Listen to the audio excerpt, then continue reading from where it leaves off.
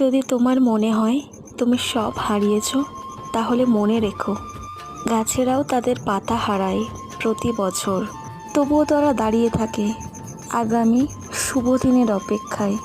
তাই তোমাদের জীবনে যদি কোনো সমস্যা থাকে, কোনো অসুবিধা থাকে, আর তোমরা যদি মনে করো সেই অসুবিধা থেকে আমরা কখনো বেরোতে পারবো না বা বেরোনো সম্ভব না, তাহলে কিন্তু ভুল। একটা কথা সব সময় মাথায় রাখবে, অসুবিধা যতই আসুক, বাধা যতই আসুক, তোমাদের হাল ছাড়লে চলবে না, তোমাদের ভেঙে পড়লেও চলবে না। কারণ তিনি যে পরীক্ষা নিচ্ছেন সবটাই তারই পরীক্ষা। তোমাদের শুধু ধৈর্য ধরে সেই পরীক্ষায় পাশ করতে হবে, সেই পরীক্ষায় নিজেকে সফল হতে হবে, মনে জোর আনতে হবে, বিশ্বাস রাখতে হবে কৃষ্ণকালী মায়ের প্রতি।